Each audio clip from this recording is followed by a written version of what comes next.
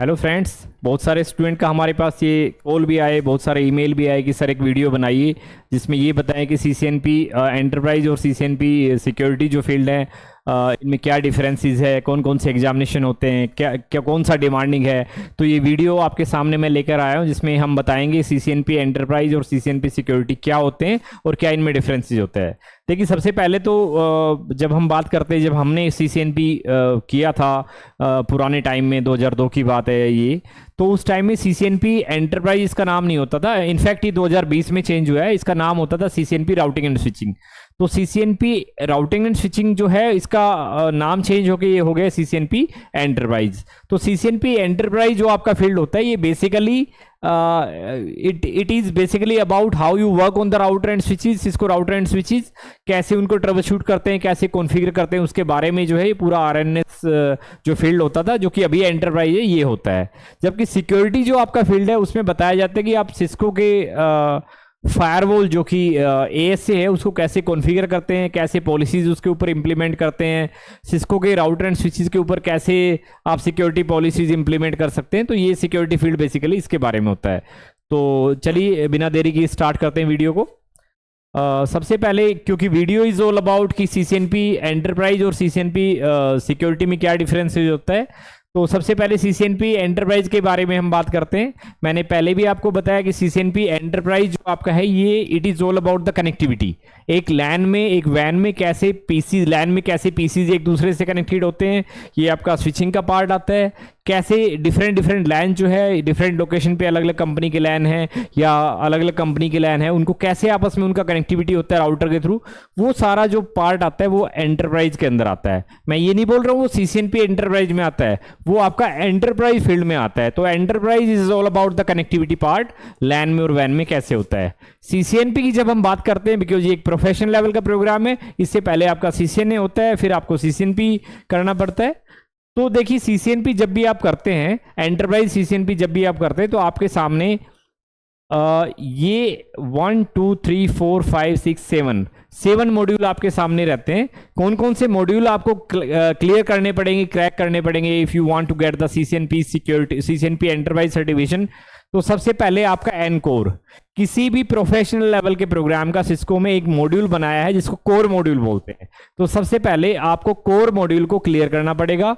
ये core module आपका base होता है उस पर्टिकुलर प्रोग्राम के बारे में।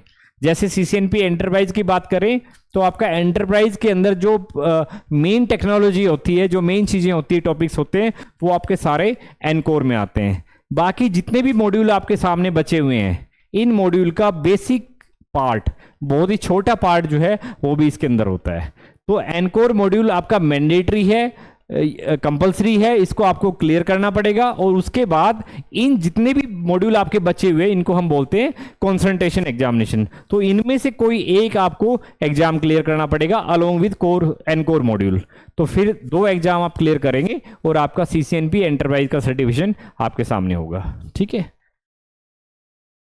अब ये डिपेंड करता है कि आपका एनआरसी मॉड्यूल किसी पर्टिकुलर एडवांस राउटिंग स्विचिंग को लेके होता है, ये आपका एसडी वैन को लेके होता है, ये आपका ऑटोमेशन को लेके होता है, ये आपका वायरलेस को लेके होता है, एक मॉड्यूल आपका डिजाइनिंग को लेके होता है। तो ये डिपेंड करता है कि आप कोर मॉड्यूल के साथ कौन सा मॉड्यूल, कौन सा एक मॉड्यूल आप अपना चूज करना चाहते हैं, ये आपके ऊपर डिपेंड करता है। चलिए, इसके बाद हम आते हैं, इसी के बारे में बताया कोर मॉड्यूल में क्या क्या टेक्नोलॉजी बेसिकली कवर की जाती है और एनआरसी में क्या क्या कवर किया जाता है, एसडी वैन में क्या होता है, इसी के बारे में आपका सारा है। चलिए नेक्स्ट चलते हैं। आपका आता है सीसीएनपी सिक्योरिटी। सीसीएनपी सिक्योरिटी के बारे में जब हम बात करते हैं तो देखिए, प्रोफेशनल लेवल का प्रोग्राम है सिस्को का।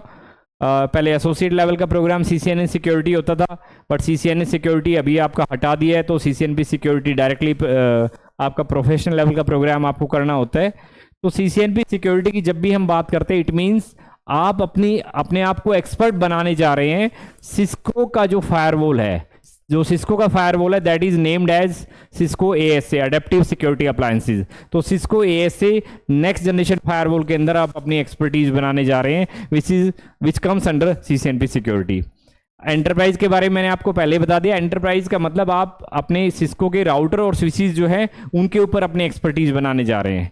तो सीसीएनपी सिक्योरिटी की जब हम बात करते हैं तो इसमें एक मॉड्यूल आपका कम होता है 1 2 3 4 5 6, जबकि CCNP एंटरप्राइज में आपके 7 मॉड्यूल थे। देखिए दोनों ही प्रोग्राम में, प्रोफेशनल लेवल के प्रोग्राम में आपका एक कोर मॉड्यूल होता है। CCNP एंटरप्राइज में इस मॉड्यूल का नाम था ENCOR, enterprise core. Security में आपके उस मॉड्यूल का नाम है एस कोर, सिक्योरिटी कोर।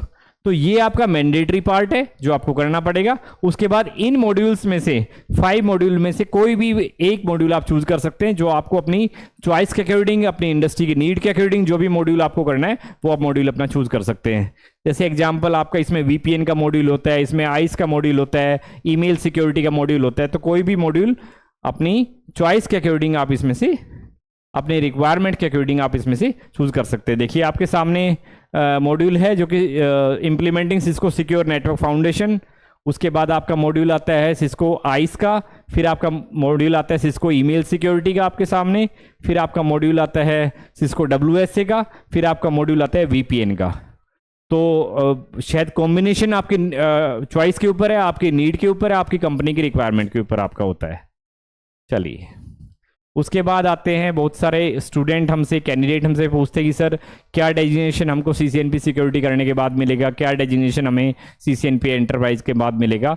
जब भी आप एंटरप्राइज करते हैं CCNP तो आपका डेजिग्नेशन हो सकते हैं सिक्योरिटी, सॉरी आई थिंक हम सिक्योरिटी के अंदर आ गए, yes yes, senior network engineer आपको मिल सकता है, नेटवर्क आर्किटेक्ट का आपको डेजिग्नेशन मिल सकता है, नेटवर्क कंसल्टेंट का आपको डेजिग्नेशन मिल सकता है, नेटवर्क मैनेजर का आपको डेजिग्नेशन मिल सकता है, नोक इंजीनियर का आपको डेजिग्नेशन मिल सकता है, और नेटवर्क एडमिनिस्ट्रेटर का। बट ऐसा नहीं कि जो 6 आपको डेजिग्नेशन लिखे हुए हैं वही आपको मिल सकते हैं। कोई भी डेजिग्नेशन जो रिलेवेंट है आपका एंटरप्राइज फील्ड से वो आपको मिल सकता है। चलिए सिक्योरिटी के अंदर हम आते हैं।